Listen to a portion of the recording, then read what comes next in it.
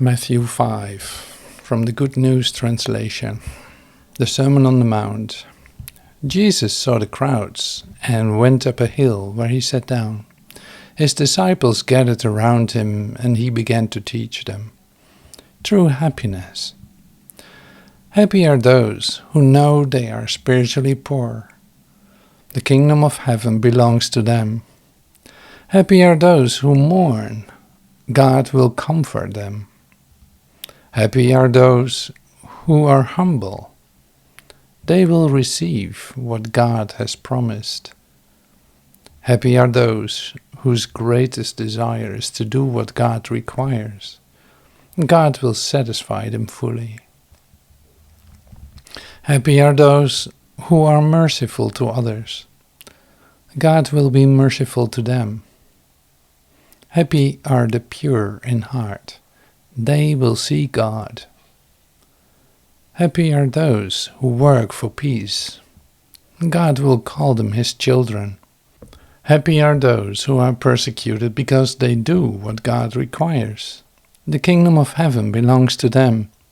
Happy are you when people insult you and persecute you and tell all kinds of evil lies against you because you are my followers.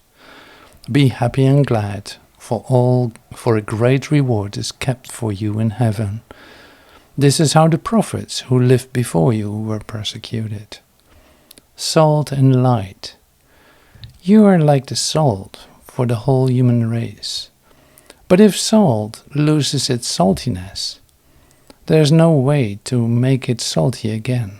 It has become worthless.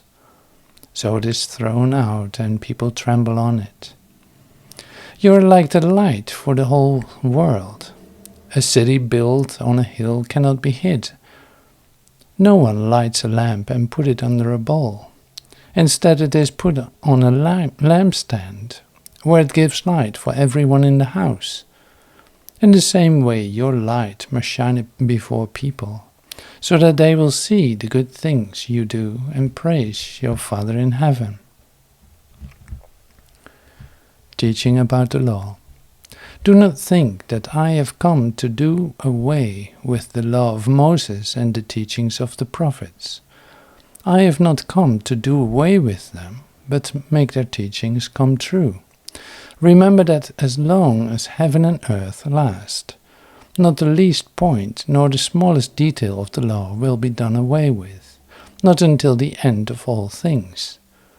So then whoever disobeys even the least important of the commandments and teaches others to do the same will be the least in the kingdom of heaven. On the other hand, whoever obeys the law and teaches others to do the same will be great in the kingdom of heaven. I tell you, then, that you will be able to enter the kingdom of heaven only if you are more faithful than the teachers of the law and the Pharisees in doing what God requires. Teaching about anger. You have heard that people were told in the past, do not commit murder. Anyone who does will be brought to trial. But now I tell you, if you are angry with a brother, you will be brought to trial. If you call your brother, you good for nothing, you will be brought before the council. And if you call your brother a worthless fool, you will be in danger of going to the fire of hell. So if you are about to offer your gift to God at the altar, and there you remember that your brother has something against you, leave your gift there in front of the altar. Go at once and make peace with your brother, and then come back and offer your gift to God. If someone brings a lawsuit against you and take you to court, settle the dispute where there is time, before you get to the court. Once you are there, you will be turned over to the judge, who will hand you over to the police and will put you in jail. There you will stay, I tell you, until you pay the last penny of your fine. Teaching about adultery. You have heard that it has been said, do not commit adultery. But now I tell you, anyone who looks at a woman and wants to possess her is guilty of committing adultery with her in his heart. So if your right eye causes you to sin, take it out and throw it away. It is much better for you to lose a part of your body than to have your whole body thrown into hell. If your right hand causes you to sin, cut it off and throw it away. It is much better for you to lose one of your limbs than to have your whole body go off to hell. Teaching about divorce. It was also said, anyone who divorces his wife must give her a written notice of divorce. But now I tell you, if a man divorces his wife for any cause other than her unfaithfulness, then he is guilty of making her commit adultery if she marries again. And the man who marries her commits adultery too. Teaching about vows. You have also heard that people were told in the past, do not break your promise, but do what you have vowed to the Lord to do. But now I tell you, do not use any vow when you make a promise. Do not swear by heaven, for it is God's throne, nor by earth, for it is the resting place for his feet, nor by Jerusalem, for it is the city of the great King. Do not even swear by your head, because you cannot make a single hair white or black. Just say yes or no. Anything else you say comes from the evil one. Teaching about revenge. What have you heard that it was said, an eye for an eye and a tooth for a tooth? But now I tell you, do not take revenge on someone who wrongs you. If anyone slaps you on the right cheek, let him slap you on the left cheek too. And if someone takes you to court to sue you for your shirt, let him have your coat as well. And if one of the occupation troops forces you to carry his pack 1 mile, carry it 2 miles. When someone asks you for something, give it to him. When someone wants to borrow something, lend it to him. Love for enemies. You have heard that it was said, love your friends and hate your enemies. But I tell you now, love your enemies and pray for those who persecute you, so that you may become the children of your Father in heaven. For he makes his sun to shine on bad and good people alike, and gives rain to those who do good and those who do evil. Why should God reward you if you love only the people you love? Even the tax collectors do that. And if you speak only to your friends, have you done anything out of the ordinary? Even the pagans do that. You must be perfect, just as your Father in heaven is perfect. Teaching about charity. Make certain you do not perform your religious duties in public so that people will see what you do. If you do these things publicly, you will not have any reward from your Father in heaven. So when you give something to a needy person, do not make a big show of it, as the hypocrites do in the houses of worship and on the streets. They do it so that people will praise them. I assure you, they have already been paid in full. But when you help a needy person, do it in such a way that even your closest friends will not know about it. Then it will be a private matter, and your Father, who sees what you do in private, will reward you. Teaching about prayer. When you pray, do not be like the hypocrites. They love to stand up and pray in the houses of worship and on the street corners, so that everyone will see them. I assure you, they have already been paid in full. But when you pray, go to your room, close the door, and pray to your Father, who is unseen. And your Father, who sees what you do in private, will reward you. When you pray, do not use a lot of meaningless words, as the pagans do. who think that their gods will hear them because their prayers are long. Do not be like them. Your Father already knows what you need before you ask Him. This, then, is how you should pray. Our Father in heaven, may your holy name be honored. May your kingdom come.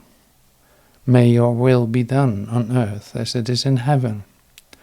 Give us today the food we need. Forgive us the wrongs we have done, as we forgive the wrongs that others have done to us. Do not bring us to hard testing, but keep us safe from the evil one. If you forgive others the wrongs they have done to you, your Father in heaven will also forgive you. But if you do not forgive others, then your Father will not forgive the wrongs you have done. Teaching about fasting. And when you fast, do not put on a sad face as the hypocrites do. They neglect their appearance so that everyone will see that they are fasting. I assure you, they have already been paid in full. When you go without food, wash your face and comb your hair, so that others cannot know that you are fasting. Only your Father, who is unseen, will know, and your Father, who sees what you do in private, will reward you. Riches in heaven. Do not stir up riches for yourself here on earth, where moth and rust destroy, and robbers break in and steal. Instead, store up riches for yourself in heaven, where moth and rust cannot destroy, and robbers cannot break in and steal. For your heart will always be where your riches are. The light of the body. The eyes are like a lamp for the body. If your eyes are sound, your whole body will be full of light. But if your eyes are no good, your body will be in darkness. So if the light in you is darkness, how terribly dark it will be. God in possessions. You cannot be a slave of two masters. You will hate one and love the other. You will be loyal to one and despise the other. You cannot serve both God and money. This is why I tell you, do not be worried about the food and drink you need in order to stay alive, or about clothes for your body. After all, isn't life worth more than food? And isn't the body worth more than clothes? Look at the birds. They do not plant seeds, gather a harvest and put it in barns. Yet your Father in heaven takes care of them. Aren't you worth much more than birds? Can any of you live a bit longer by worrying about it? And why worry about clothes? Look at the wild flowers, how the wild flowers grow. They do not work or make clothes for themselves, but I tell you that not even the King Solomon, with all his wealth, had clothes as beautiful as one of these flowers. It is God who clothes the wild grass, grass that is here today and gone tomorrow, burned up in the oven. Won't He be at all the more sure to clothe you? What little faith you have! So do not start worrying, where will my food come from, or my drink, or my clothes? These are the things the pagans are always concerned about. Your Father in heaven knows that you need all these things. Instead, be concerned above everything else with the kingdom of God and with what He requires of you, and He will provide you all these other things. So do not worry about tomorrow. It will have enough worries of its own. There is no need to add to the troubles each day brings. Judging others. Do not judge others so that God will not judge you, for God will judge you in the same way you judge others, and He will apply to you the same rules you apply to others. Why then do you look at the speck in your brother's eye and pay no attention to the log in your own eye? How dare you say to your brother, please let me take that speck out of your eye, when you have a log in your own eye? You hypocrite! First take the log out of your own eye, and then you will be able to see clearly to take the speck out of your brother's eye. Do not give what is holy to the dogs, for they will only turn and attack you. Do not throw your pearls in front of pigs. They will only trample them underfoot. Ask, seek, and knock. Ask, and you will receive. Seek, and you will find.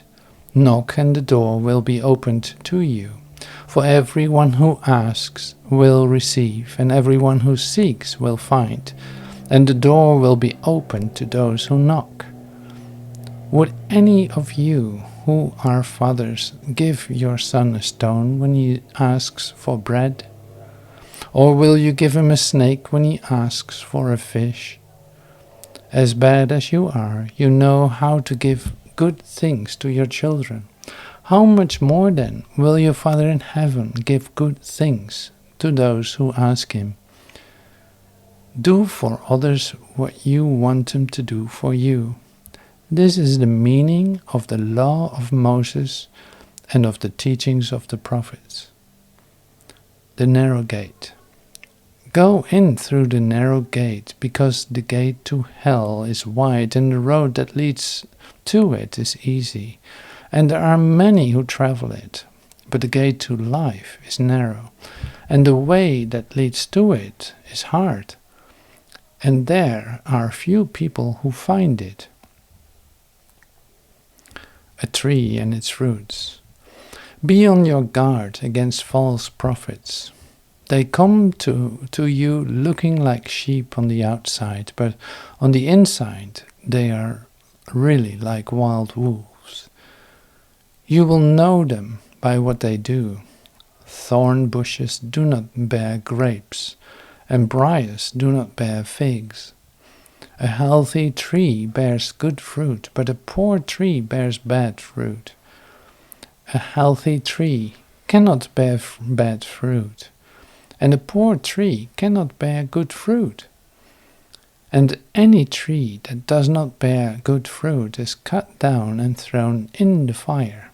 So then you will know the false prophets by what they do. I never knew you.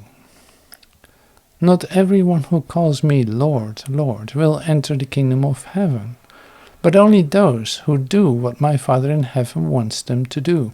When the judgment day comes, many will say to me, Lord, Lord, in your name we spoke God's message. By your name we drove out many demons and performed many miracles. Then I will say to them, I never knew you. Get away from me, you wicked people. The two house builders.